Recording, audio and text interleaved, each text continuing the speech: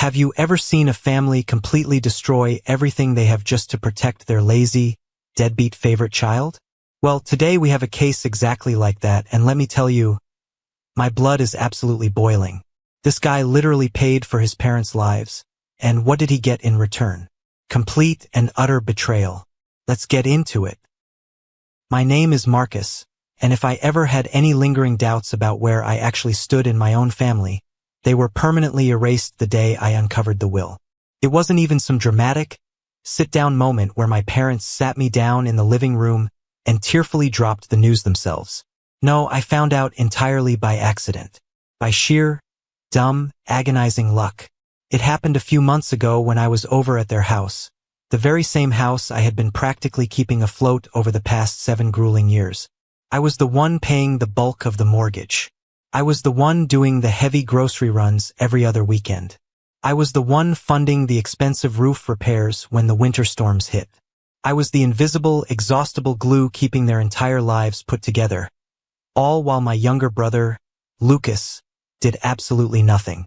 And when I say nothing, I mean absolutely, unequivocally nothing. He had no steady job, 0 financial responsibilities, and spent his days just lounging around like a parasite, waiting for life to hand him everything on a silver platter. A platter which, as I was about to discover, my parents were all too eager to provide. That particular afternoon, the air in the house was stale, smelling faintly of old coffee and dust. I was in my dad's home office, helping him sort through a mountain of disorganized paperwork because, as usual, neither of my parents could be bothered to figure out how to operate the new digital scanner I had bought them for Christmas. He had asked me to scan some sensitive documents for him. A massive, unorganized bunch of legal and financial stuff that he needed backed up. I didn't think twice about it. I was just acting on autopilot, the good, dependable son doing his duty. I was feeding papers through the machine, half listening to a sports radio station, until my eyes caught the bold lettering on a thick manila folder sitting right near the bottom of the stack. It was labeled, in my father's unmistakable handwriting, Estate Plan and Last Will and Testament. Now, I am not a snooper. I have always respected people's privacy, especially my parents. But in that specific moment, curiosity didn't just get the best of me. A sudden, cold sense of self-preservation kicked in. After all, I had been the one making sure they literally kept a roof over their heads for the better part of a decade. It wasn't exactly out of line to wonder how things were legally set up for the future, especially considering the vast amounts of my own hard-earned cash tied up in the equity of that very building. I figured I would just take a quick glance to ensure the property was protected, maybe see a 50-50th split that reflected a standard family arrangement. So I opened the folder, and that is when I saw the heavily typed legal words that made my stomach drop entirely out of my body. The realization hit me like a physical blow to the chest. Everything, and I mean absolutely everything of value. The house I had been paying for, their remaining savings, the cars.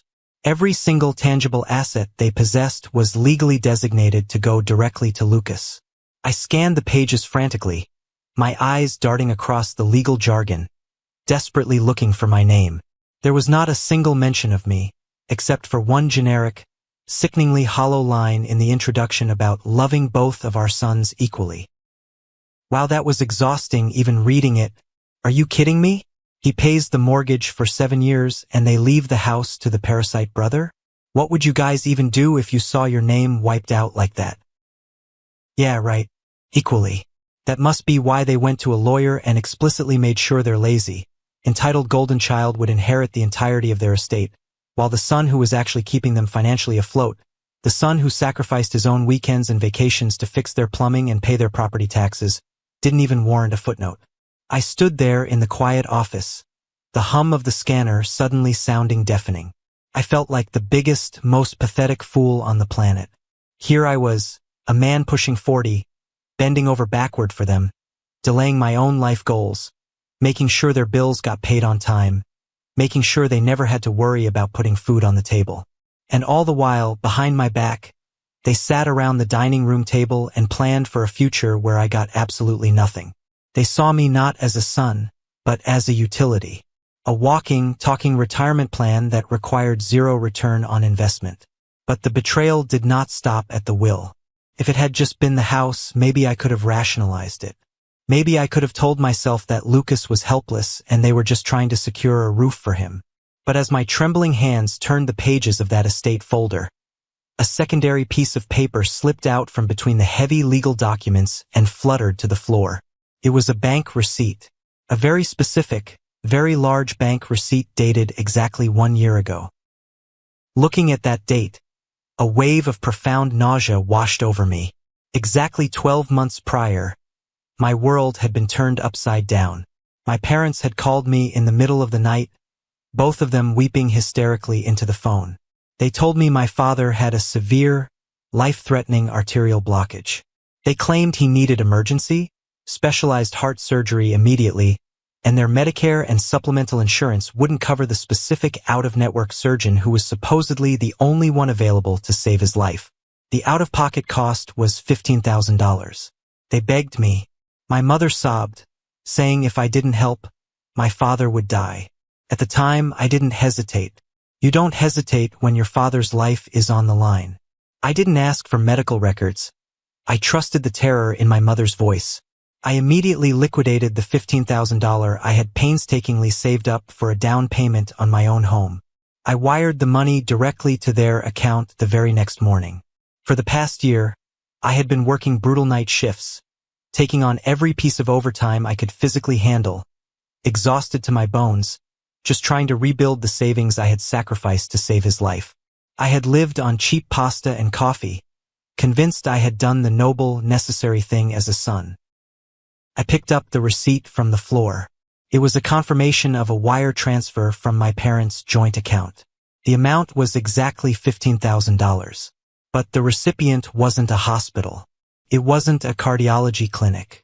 It was a law firm that specialized in debt settlement and civil litigation.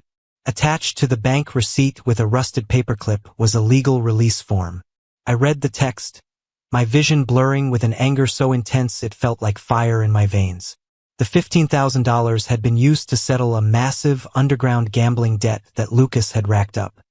He had apparently gotten in deep with some very unsavory characters, people who were threatening to break his legs or drag him into a brutal civil court case that would have resulted in his immediate arrest for fraud.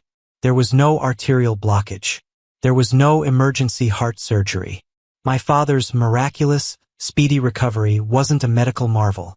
It was a lie born of convenience because he had never been sick in the first place.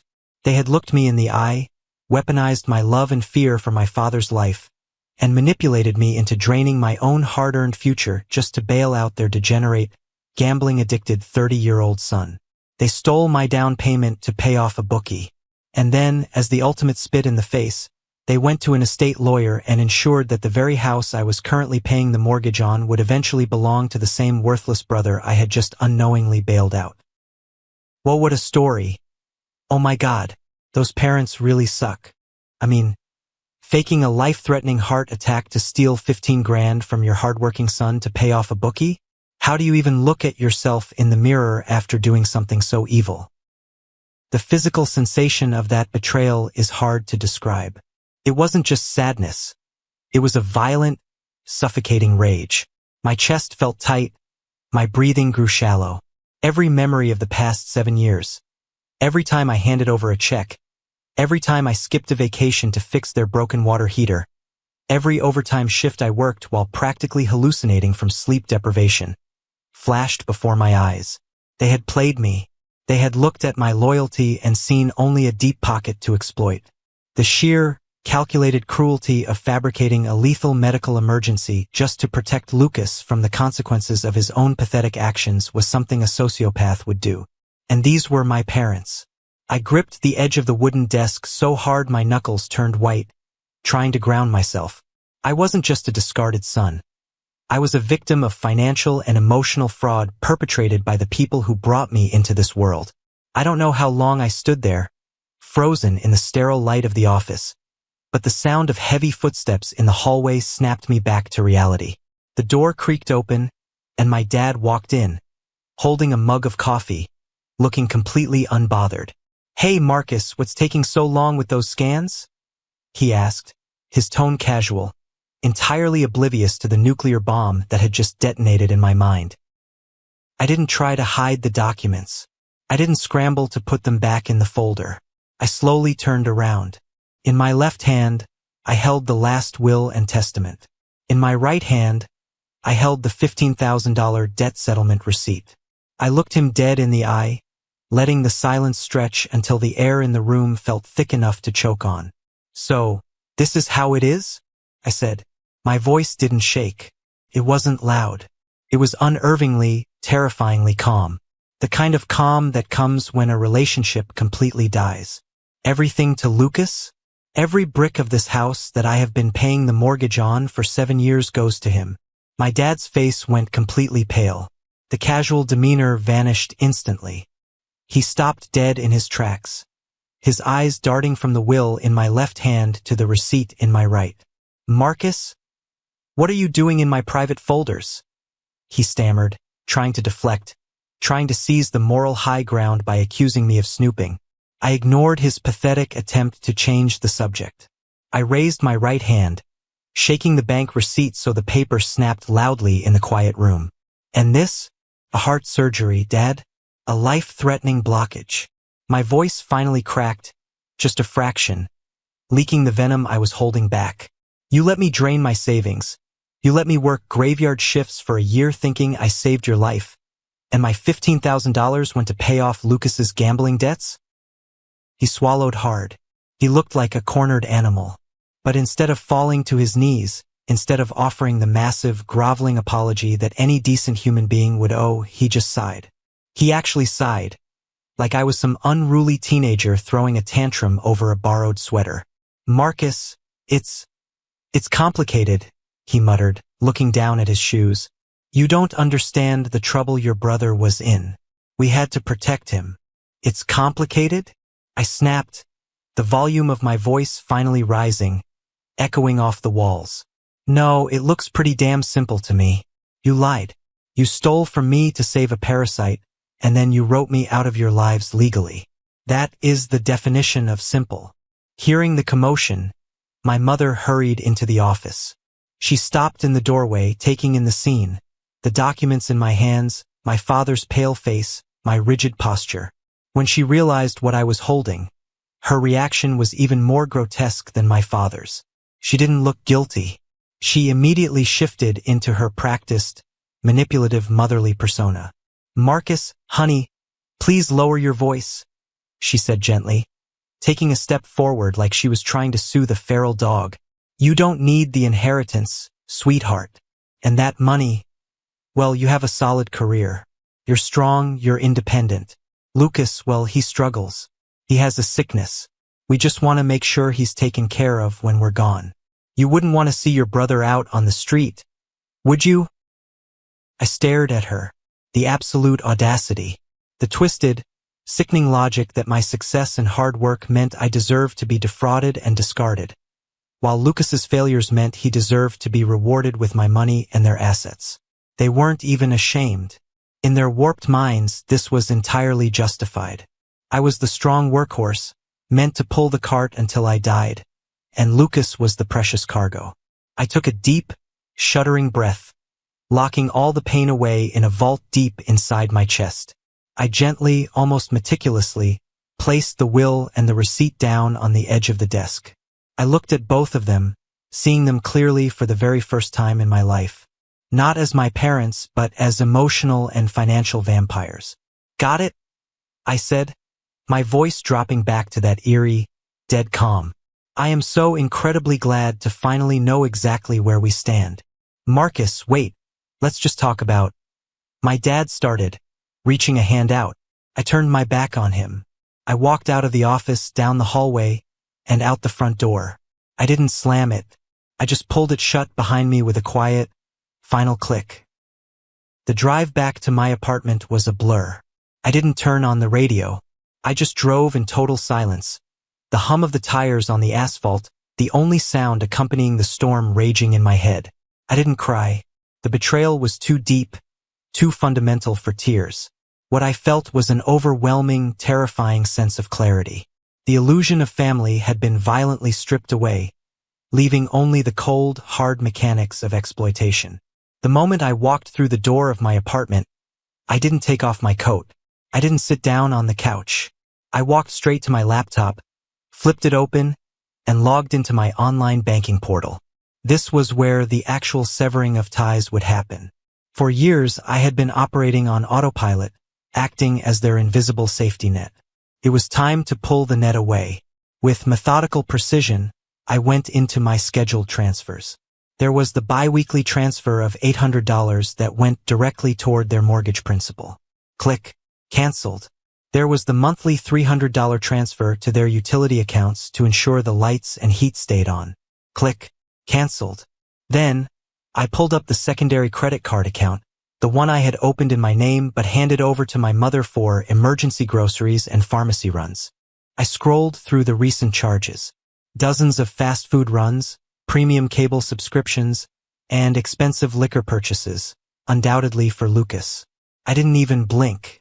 I hit the Report Lost/Stolen button and permanently closed the account line.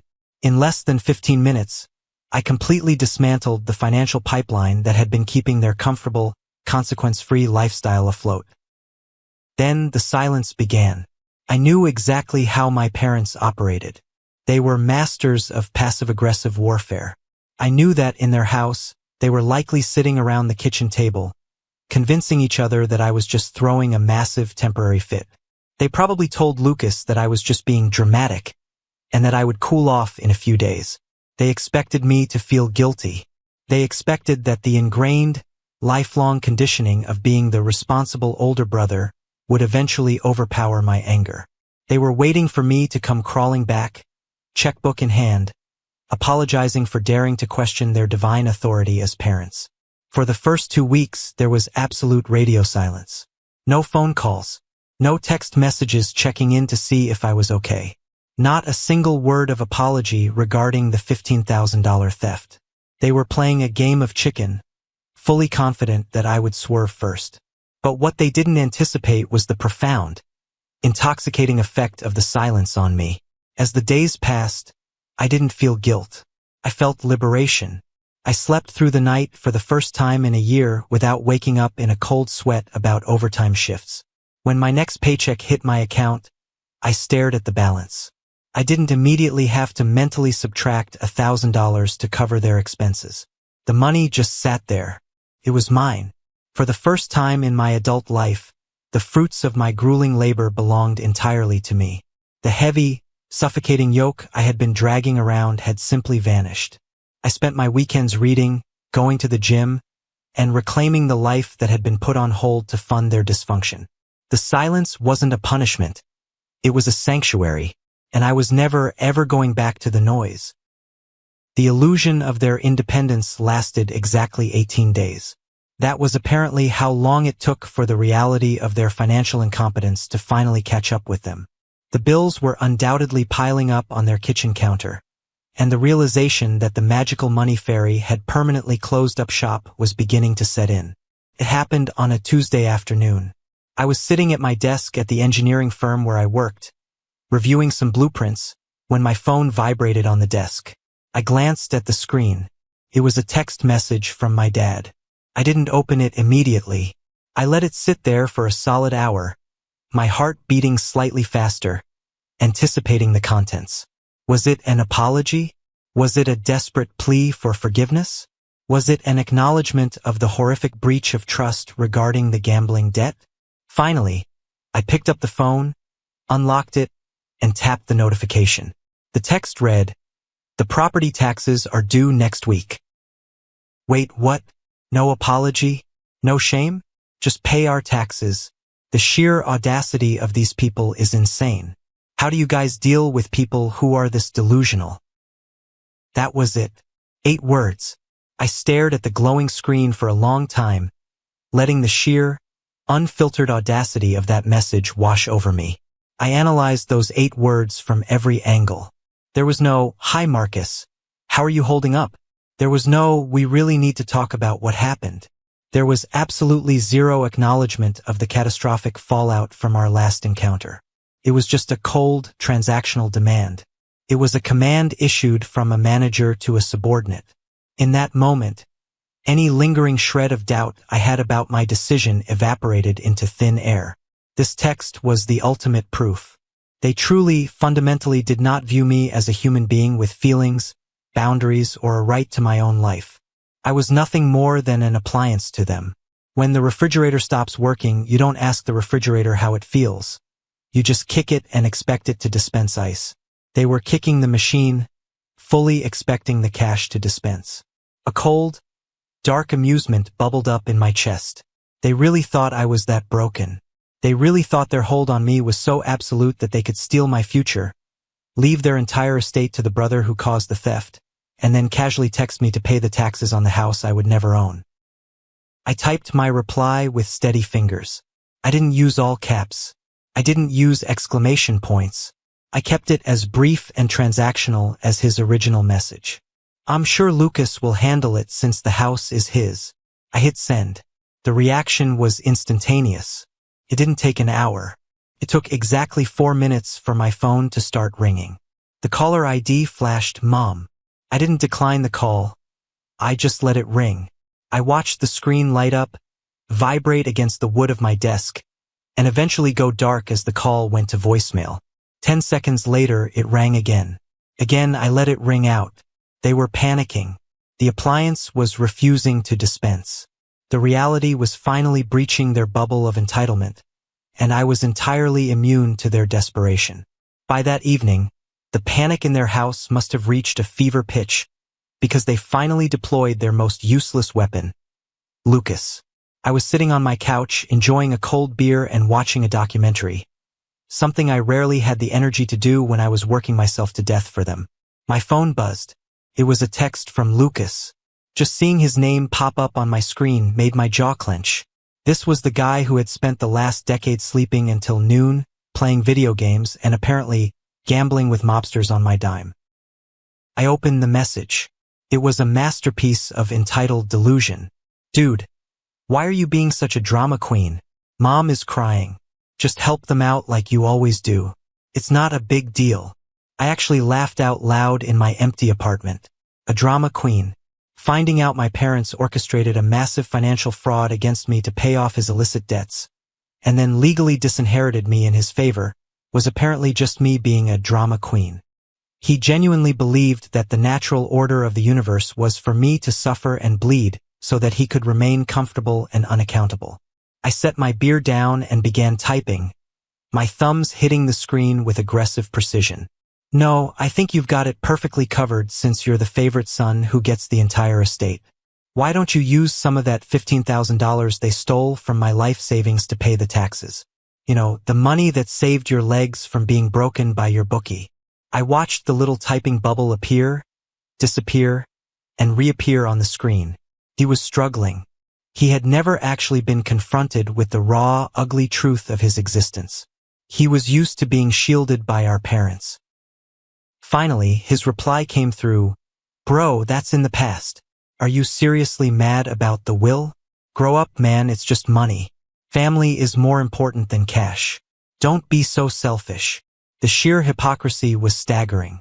It was just money, when it was my money being drained to save him. It was just money, when he was the one inheriting a house fully paid off by my sweat. It's incredibly easy to preach about the insignificance of money when you're the parasite gorging on the host. I shot back immediately. If it's just money, and family is so important, then you won't mind getting a job and using your own cash to pay their property taxes to keep a roof over their heads. Right? Step up, Lucas. You're 30 years old. Be the man of the house you're inheriting. The silence that followed was deafening. The typing bubble never reappeared. When confronted with the actual prospect of hard work and financial responsibility, the golden child had absolutely nothing to say. He vanished back into the shadows, undoubtedly running back to our mother to complain about how mean I was being. I tossed my phone onto the cushion next to me. The battle lines were drawn, and for the first time I held all the ammunition. The next morning, the situation escalated from passive-aggressive texting to outright shameless demands. I woke up, poured myself a cup of coffee, and picked up my phone to check my emails. Sitting right there on my lock screen, amidst the news alerts and spam, was a push notification from my banking app. It wasn't an alert for a low balance. It was a peer-to-peer payment request. I unlocked the phone and opened the app. There, in stark black and white, was a formal request for money. It was initiated by my mother's account. The amount requested was $4,100. I stared at the number. $4,100. That was the exact total of the overdue property taxes combined with a month's worth of the mortgage principal they had suddenly realized was missing. There was no accompanying note. "No, please, Marcus, we are desperate. No, we are so sorry. Can you help us one last time?" Just a cold, hard digital invoice sent to my phone, treating me quite literally like an ATM that just needed the right buttons pushed to spit out cash. They weren't asking. They were expecting. They still fundamentally believed that my rebellion was a phase, and that when presented with the actual, terrifying prospect of losing their home, I would instinctively cave, open my wallet, and bail them out just like I had done for the gambling debt. I didn't feel anger this time. I felt a profound sense of disgust. I took a sip of my coffee, relishing the bitter taste, and calmly tapped the red "Decline Request" button on the screen. The app asked me if I was sure. I hit yes without a fraction of a second's hesitation. The request vanished into the digital void. It didn't even take 5 minutes for the retaliation to begin. My phone vibrated violently on the kitchen counter. A text from my mother. "Marcus, I know you saw the transfer request. Why did you decline it? The bank is threatening penalties." I typed back, my face a mask of stone. "Because it is not my house, not my mortgage, and not my responsibility. Ask the sole heir to your estate for the money." Another text immediately followed, the tone shifting from demanding to hysterical guilt-tripping. "We are going to lose the house if you don't help us. We will be on the street. How can you do this to your own parents? Family is supposed to sacrifice for each other." There it was, the ultimate trump card, the threat of homelessness. For years, that threat would have sent me into a panic, working overtime, destroying my own health to save them. But not anymore. The spell was broken. I set my coffee mug down, picked up the phone, and typed the final message I intended to send before going to work. I wanted it to be the last word, the definitive end to this chapter of their manipulation. Maybe you should have thought about the risk of losing your house before you decided I didn't matter enough to put in your will. And maybe, just maybe, you should have thought about it before you looked me in the eye, lied about Dad dying of a heart attack, and stole $15,000 of my savings to pay off a criminal bookie for your deadbeat son. You made your choices. Now, you get to live in the house that Lucas's gambling built. Do not contact me for money again. I hit send. I immediately went into my phone settings and temporarily muted notifications from their numbers. I wasn't blocking them yet. I wanted a record if they went completely insane, but I refused to let their frantic, panicked buzzing interrupt my day. I walked out the door of my apartment, stepping into the crisp morning air, feeling a massive, invisible weight finally lift off my shoulders. I was free, but I knew, deep down, that people like them never surrender easily. The war wasn't over. The battlefield was just about to shift. I honestly thought blocking my notifications would give me at least a few days of peace. I assumed my parents would spend the next 48 hours stewing in their own toxic juices, trying to figure out how to manipulate the bank, or maybe, in a moment of sheer desperation, actually demanding that Lucas get off the couch and find a job. But I drastically underestimated their sheer, unadulterated entitlement. They didn't retreat to strategize. They decided to launch a full-scale physical ambush. It was roughly 2 days after I declined their ridiculous digital money request. I was working remotely from my apartment, deep into a complex set of structural blueprints for a new commercial building my firm was developing. My phone had been blissfully quiet. The anxiety that used to tightly coil in my chest every time the screen lit up was finally starting to dissipate.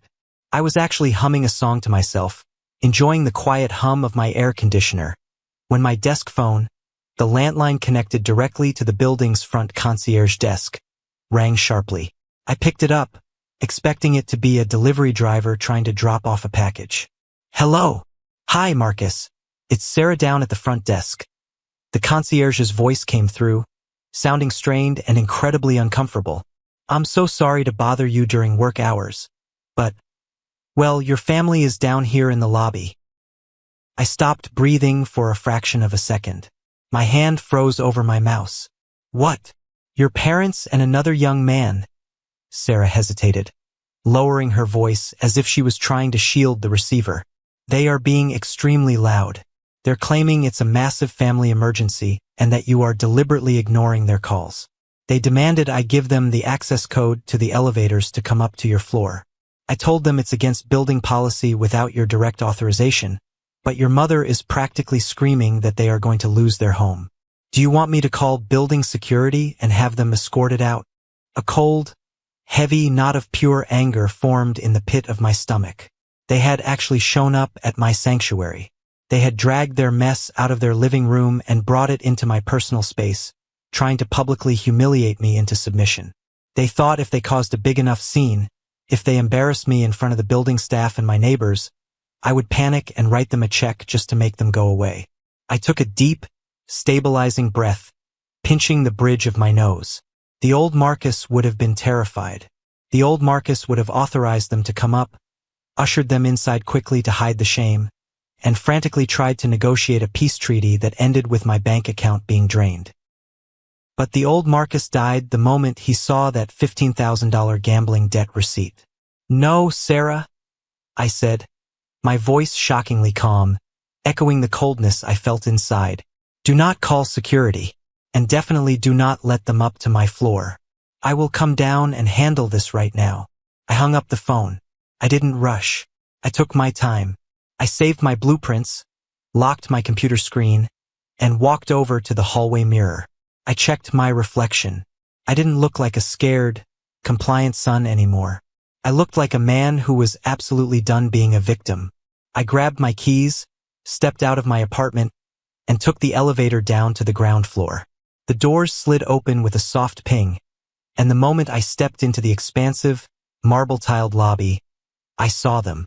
They had positioned themselves right in the center of the room, blocking the main walkway like an occupying army.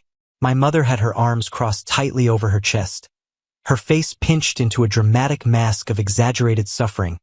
The classic, disappointed and victimized mother, look locked and loaded. My father stood slightly in front of her, his posture stiff, hands shoved deep into his pockets, his expression a volatile mix of severe frustration and arrogant entitlement. He looked deeply offended that he actually had to travel across town to collect his mandatory tribute. And then there was Lucas, the 30-year-old parasite. He was standing slightly behind them, leaning against a decorative pillar, looking intensely bored. He was scrolling through his phone, chewing gum, treating this entire confrontation like a minor inconvenience. He didn't look guilty. He didn't look worried about the house. He just looked annoyed that he had to leave the couch. They thought they were ambushing me. They thought they had the upper hand. They had absolutely no idea the storm they had just walked into. The moment my mother locked eyes with me, she immediately launched into her theatrical performance. Her voice was artificially loud, designed specifically to carry across the lobby so the concierge and the two residents waiting for their mail could hear every single word. Marcus, finally, she gasped, throwing her hands up in exasperation.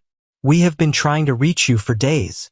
We had to drive all the way down here because you are completely ignoring your family in a time of crisis.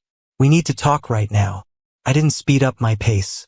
I walked slowly, deliberately, stopping about 6 feet away from their tight little formation. I crossed my arms, matching her defensive posture, but maintaining a face carved from ice. No, I said, my voice projecting clearly through the quiet lobby. We don't need to talk. You need to turn around, walk out those glass doors, and leave. You don't get to ambush me at my home. My father let out a sharp, condescending scoff, taking a heavy step forward as if he were trying to physically intimidate me. He used to do that when I was a teenager to force me to back down. It didn't work anymore. Are you really going to do this, Marcus? He barked, his face flushing red. Are you really going to let us lose the family home over a petty, childish grudge? Because you threw a tantrum over a piece of paper, I let out a harsh, genuine laugh. It echoed off the marble walls, sharp and completely devoid of humor. A petty grudge? I repeated, my voice rising in volume, no longer caring who hurt us. Is that what we're calling a massive, calculated financial fraud now? A petty grudge? You mean the one where you decided I was good enough to bleed dry to pay your mortgage for 7 years, but not good enough to be in your will? My mother gasped, clutching her chest dramatically as if my words were physical blows. Marcus, that is incredibly unfair. We only did what we thought was best for the family. We have to protect your brother. I tilted my head, glaring at her with absolute disgust. Best for the family? No, just say it out loud, Mom. Best for Lucas. It was never about the family. It was only ever about him. A heavy, suffocating silence fell over our little circle. The residents at the mailboxes had stopped pretending not to listen and were outright staring. Even Sarah at the front desk was frozen. I shifted my gaze entirely away from my parents and locked eyes with Lucas. He had finally stopped scrolling on his phone, realizing that the heat of the spotlight was rapidly shifting onto him. He shifted uncomfortably on his feet, trying to shrink behind our father's shoulder. Look, man, Lucas mumbled, holding his hands up in a weak, defensive gesture. I don't even want to be involved in this drama. I didn't ask for any of this. You didn't ask? I snapped, taking a sudden, aggressive step toward him. He actually flinched. No, you just sat back in the dark and took everything that was handed to you while I paid the price. You are 30 years old, Lucas. 30. And you have never worked a day of hard labor in your pathetic life. His face burned bright red, a mix of humiliation and childish anger. Dude, what the hell is your problem? My problem, I practically snarled. My problem is that I was told our father was dying of a blocked artery. My problem is that I was emotionally terrorized into draining $15,000 of my life savings, my down payment for my own house, to save his life. And you know what I found out, Lucas? I found out that my $15,000 didn't go to a surgeon. It went to a debt settlement lawyer to pay off the illegal bookie you owed money to. My mother let out a strangled, panicked noise. My father's jaw dropped. They had assumed I just saw the will. They hadn't realized I found the receipt. The color completely drained from both of their faces. They looked terrified.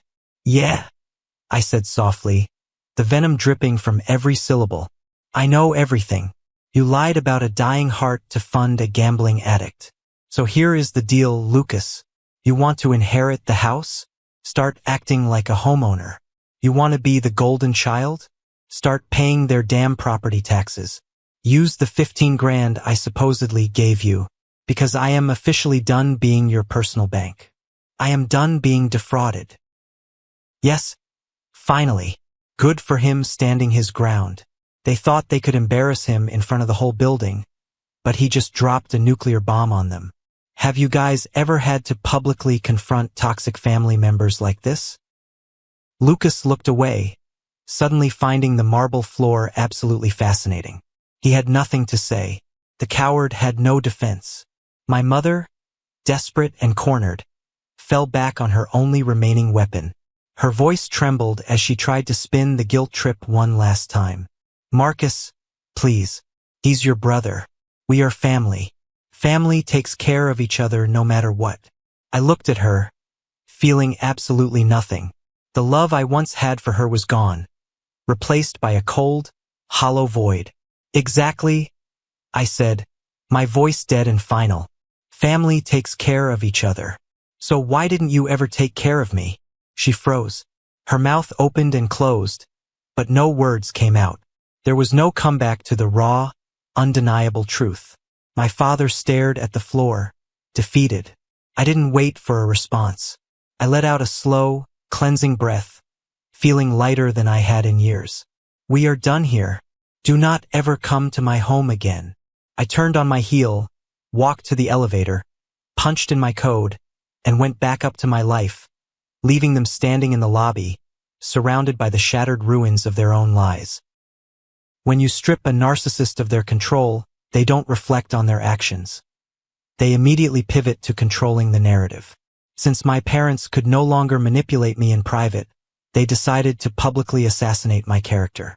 They needed to ensure that in the eyes of our extended family and their social circle, they remained the tragic, long-suffering martyrs, and I became the villainous, ungrateful son who abandoned them in their twilight years. It started less than 24 hours after the confrontation in the lobby. I had just finished my morning workout and was drinking a protein shake when my phone buzzed. It was a text from my cousin, David, whom I hadn't spoken to in over a year. "Hey man, what the hell is going on with your parents? Is everything okay? People are going crazy on Facebook." I frowned, setting my shaker bottle down. My parents were not incredibly tech-savvy, but they absolutely knew how to weaponize social media when they felt self-righteous. I opened the Facebook app, a platform I rarely used anymore, and searched for my mother's profile. The moment her page loaded, a wave of revulsion washed over me. It was a masterclass in emotional manipulation. She had posted a lengthy, multi-paragraph status update, complete with a broken heart emoji and a picture of our family from 10 years ago, back when I was still blindly compliant. The post was a thinly veiled, highly dramatic attack disguised as a plea for familial love. It breaks a mother's heart to realize that the values of love, sacrifice, and family loyalty she tried so hard to instill in her children have been completely forgotten. We sacrificed everything for our boys. We gave them our youth, our energy, and our unconditional love. To be turned away in our golden years, to face the terrifying prospect of losing our family home because someone decided money is more important than blood, is a pain I cannot describe. Pray for our family. True family helps each other, no matter what. Beneath the post, the comments were already piling up. Church friends, distant aunts, and neighbors were swarming like vultures, offering their prayers and spewing toxic judgments. "I am so sorry, Susan. Children today are so selfish and out of touch with reality." Sending prayers. "It is disgusting how people can abandon the ones who gave them life. You are a wonderful mother. Don't let anyone make you feel otherwise." But they didn't stop there. My father, emboldened by the echo chamber of sympathy, chimed in with his own post. He was much more aggressive. He wrote, "A so-called family member should never turn their back when you are facing a crisis. We gave everything, and this is how we are repaid. The son who should be standing by us has chosen to abandon us in our darkest hour. Disgraceful." He didn't just write it, he tagged my profile directly, ensuring it showed up on my feed, ending his post with a chillingly passive-aggressive, "I hope you are happy with your choices, Marcus." The absolute kicker, the thing that almost made me throw my phone across the room, was Lucas.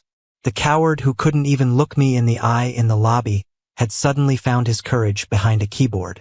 He shared my mother's post and added his own hypocritical commentary. "Some people think being a family is just a financial transaction. They don't understand what sacrifice means. I would do absolutely anything for my parents, but some people are just too wrapped up in their own greed to realize that true love means helping those who raised you. I'm grateful for everything my parents do. I wish certain people could learn what it means to be a real man." I sat at my kitchen island, staring at the screen, my vision tunneling. The sheer, pathological audacity of it all was suffocating. They had completely inverted reality. They had stolen from me, lied to me, legally disowned me, and yet, somehow they had convinced themselves and dozens of other people that I was the monster. They were actively destroying my reputation, painting me as a greedy, heartless sociopath, all to cover up their own massive, unforgivable sins. I could feel the anger vibrating in my bones. I didn't want to react impulsively. I closed the app, put my phone in a drawer, and went for a long, grueling run to burn off the adrenaline. I needed a clear head, because I wasn't just going to defend myself. I was going to obliterate their entire narrative with surgical precision. When I returned from my run, my mind was icy and perfectly focused. I showered, made a strong cup of coffee, and sat down at my laptop. If they wanted to drag our private family nightmare into the public square for everyone to judge, I was more than happy to oblige. But I wasn't going to fight with emotional rhetoric and vague accusations. I was going to fight with indisputable, documented facts. I opened a new document and began drafting my response. I didn't rush. I chose every single word carefully, ensuring my tone wasn't defensive or hysterical, but cold, factual, and brutally honest. I didn't want to sound like an angry son. I wanted to sound like a prosecuting attorney delivering a closing argument. Once the text was perfect, I gathered my evidence. I took the photo I had snapped of the last will and testament on my phone. I carefully used an editing tool to redact the sensitive legal and identifying numbers, but left the crucial paragraphs crystal clear, the ones explicitly stating that Lucas was the sole beneficiary of all assets, properties, and accounts. Then I pulled up my online banking portal. I downloaded a comprehensive summary statement proving that over the last 7 years, over $67,000 had been transferred from my personal accounts directly to their mortgage lender. And finally, the crown jewel, the photograph of the $15,000 debt settlement receipt that I had found tucked inside the estate folder. I opened Facebook, uploaded the 3 images, and pasted my text. I didn't restrict the privacy. I made the post completely public and tagged my mother, my father, and Lucas directly. Here is exactly what I wrote. I have been quiet for the past few days because I believed family matters should remain private. However, since my family has decided to use this platform to spread vicious lies and portray themselves as victims of my greed, I have no choice but to set the record straight with absolute transparency. My parents are claiming I have abandoned them in their time of need. Let's look at the facts. For the past 7 years, I have been the sole reason they have not lost their home. I have sacrificed my own financial stability to pay their mortgage, utilities, and grocery bills. See attached bank statement summarizing $67,000 in transfers. I did this willingly out of love, but respect and family loyalty must be a two-way street. Recently, while helping my father scan documents, I discovered their newly drafted last will and testament. See attached document. As you can clearly read, they have legally decided to leave 100% of their estate, including the house I have been paying for, entirely to my 30-year-old brother, Lucas. I was completely disinherited. But that is not why I walked away. I walked away because of a horrific betrayal of trust. 1 year ago, my parents called me sobbing in the middle of the night, claiming my father needed emergency, out-of-network heart surgery or he would die. Terrified, I drained my personal savings, the down payment for my own home, and wired them $15,000. I worked night shifts for a year to recover from it. I recently discovered the truth. My father never had a heart condition. There was no surgery. That $15,000 was secretly used to pay off a massive, illegal gambling debt that Lucas had acquired, saving him from a brutal civil lawsuit and possible physical harm. See attached legal debt settlement receipt in Lucas's name, paid by my parents the day after I sent the hospital money.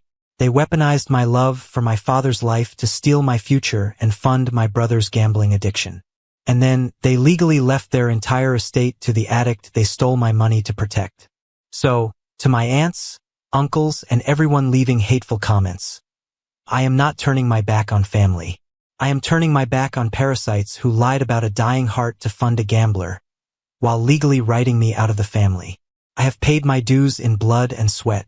Now Lucas, the sole heir, can step up and pay the property taxes. I am officially done being their victim.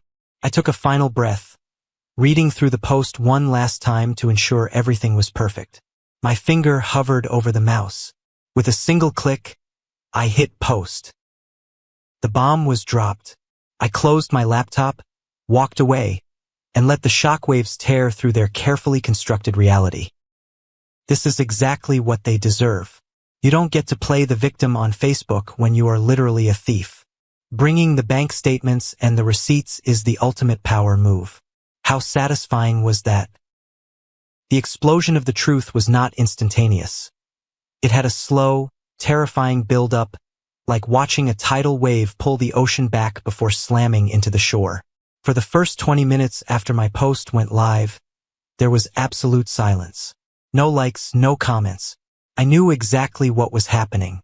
Everyone, my aunts, uncles, cousins, and my parents' church friends, was reading the post, zooming in on the attached documents, cross-referencing the dates, and processing the sheer, unfathomable magnitude of the betrayal. And then the dam broke. My phone started vibrating so aggressively it practically danced across the kitchen counter. Notifications began pouring in at a rate I couldn't even track. The very same people who had been publicly condemning me an hour ago were now pivoting with ferocious speed. My Aunt Linda, my mother's sister, who had previously commented about my selfishness, left a blistering comment on my post. "Marcus, my God, I am so incredibly sorry. I had no idea. Susan told me your dad's surgery was paid for by the church fund. I am physically sick to my stomach reading this. You are a good man. They don't deserve you." Cousin David texted me, "Holy sh*T man. The receipts. You literally brought the receipts. My dad is on the phone with your dad right now and he is screaming at him. I've never heard my dad this angry." The public humiliation for my parents was absolute and inescapable. Their carefully curated image as pious, loving martyrs was instantly incinerated, replaced by the ugly truth of them being manipulative frauds. People began flooding my mother's original post, not with sympathy, but with intense, vitriolic disgust. They demanded answers about the fake heart attack. They tagged Lucas, mocking his post about what it means to be a real man, calling him a deadbeat, a thief, and a coward. Then came the desperate retaliation from the sinking ship. My phone screen lit up with an incoming call from Lucas. I answered it, putting it on speakerphone, just to hear the panic. "UF **** Angie traitor," Lucas screamed, his voice cracking with hysteria. "Are you insane? Do you know what you just did? Aunt Linda just called Mom a sociopath. You aired out all our private business. You ruined my life. Everyone knows about the debt." "No, Lucas," I replied, my voice steady, enjoying the chaotic music of his panic. "You ruined your own life when you gambled away $15,000 with criminals. Mom and Dad ruined their lives when they lied about a dying heart to steal it from me. I just turned on the lights so everyone could see the mess. Have fun paying the property taxes." I hung up before he could respond. Seconds later, my father called. I let it go to voicemail. He left a breathless, raging 3-minute message, screaming that I had destroyed the family reputation, that the neighbors were looking at them sideways, and that I would burn in hell for turning my back on my own blood. He didn't apologize. Not once. Even in the face of indisputable, documented proof of his own monstrous behavior. His only concern was how bad I made him look. That was all the closure I ever needed. They were fundamentally incapable of taking responsibility. I picked up my phone, went to the settings, and methodically blocked my father's number. Then my mother's number. Then Lucas's. I blocked them on Facebook. I blocked their email addresses. I severed every digital, financial, and emotional thread that connected me to that toxic black hole. As I set the phone down, the frantic vibrating finally stopped. The silence in my apartment returned. But this time, it wasn't the heavy, anxious silence of waiting for the next crisis. It was the peaceful, golden silence of total victory. The war was over. I had scorched the earth behind me, and there was nothing left for them to take. The months that followed were a revelation. It is genuinely astonishing how rapidly your life can flourish when you stop pouring all your resources, energy, and sanity into a bottomless pit of ungratefulness.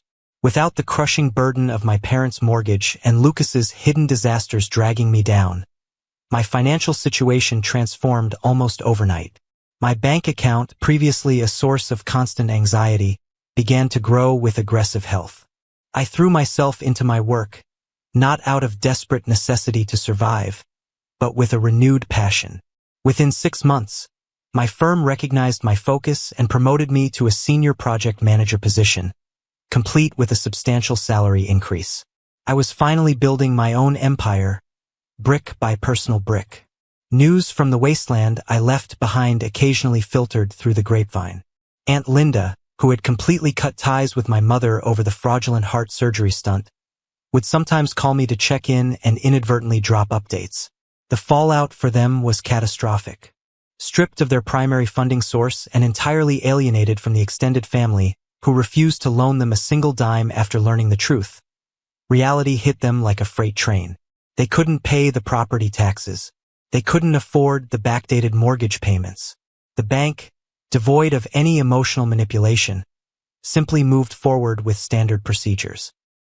Less than 8 months after my Facebook post, the house, the very same house they had so proudly willed entirely to Lucas, was foreclosed upon. They lost everything. They were forced to pack up their belongings and move into a cramped, run-down, 2-bedroom rental apartment on the outskirts of the city. The stress of the financial collapse shattered whatever fragile piece existed in their dynamic. According to Linda, my parents fought constantly, blaming each other for the mess, refusing to acknowledge that their own greed had orchestrated their downfall. And the poetic justice regarding Lucas was the sweetest part of all. Stripped of his free ride, his comfortable basement, and his endless allowance, the 30-year-old golden child was finally violently ejected into the real world. Desperate to keep a roof over their heads, my parents forced him to get a job. He was currently working 40 hours a week as a fry cook at a fast food chain, coming home reeking of grease, miserable and exhausted. He was finally learning the true value of $1 the hard way. Meanwhile, a year to the day after I discovered that damning folder in my father's office, I closed on my own property. It wasn't a massive mansion, but it was a beautiful modern townhouse in a quiet, tree-lined neighborhood. I stood in the empty living room on the day I got the keys, the afternoon sun streaming through the large windows, casting warm light across the hardwood floors. I had paid the down payment entirely with my own savings that had rapidly replenished once the parasites were removed. There was no tension in the air. There was no impending sense of doom, no fear of a midnight phone call demanding emergency cash. This house belonged entirely to me.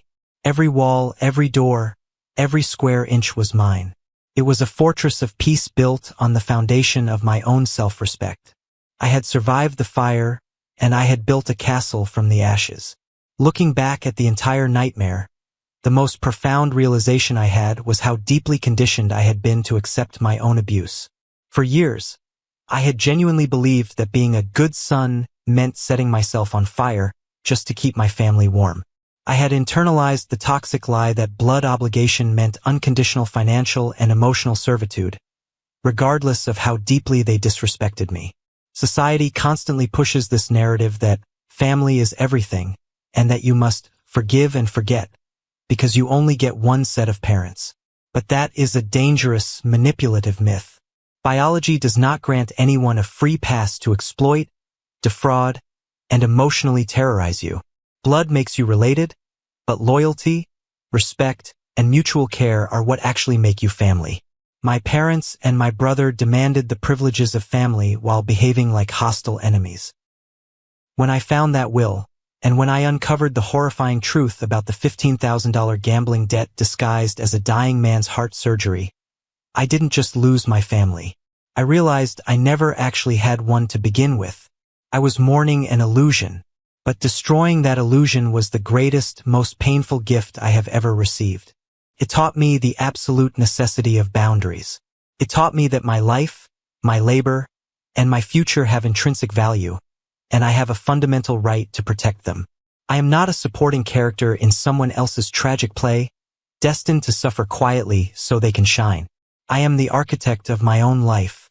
To anyone out there who is currently trapped in a similar cycle of toxic family dynamics, who feels like they are drowning under the weight of expectations, guilt trips, and financial extortion from the people who are supposed to love them the most, hear me clearly. You owe them nothing if they treat you like nothing. Do not let them weaponize your guilt. Do not let them use the word family as a chains to bind you to their sinking ship. If you are doing all the giving and they are doing all the taking, you are not in a relationship, you are in a hostage situation. And you hold the key to your own handcuffs. Walking away is not a sign of weakness. It is not a betrayal. It is the ultimate act of self-preservation. It will be terrifying, and they will scream, kick, and try to drag your name through the mud to maintain their control. Let them throw their tantrums. Let them play the victim. Because once you step out of the fog of their manipulation, you will realize that their anger cannot actually hurt you anymore. You deserve to live a life where your efforts are celebrated, not expected. You deserve to be surrounded by people who love you for who you are, not for what they can extract from your bank account. You deserve peace. I had to walk through absolute hell, dismantle my entire concept of family, and face the darkest, ugliest truths about the people who raised me to finally find my peace. But as I sit here today, in a home that I own, living a life that I control, I can say with absolute unwavering certainty, the fire was worth it. I am completely free, and I am never looking back. Okay, my mind is completely blown. The manipulation here is sickening. Those parents are literal emotional vampires. They looked at their own son and saw nothing but an ATM machine. Fabricating a heart surgery to bail out the golden child's gambling debts is pure evil. It is financial abuse, plain and simple. And Lucas, 30 years old, doing nothing, acting tough on Facebook? Pathetic.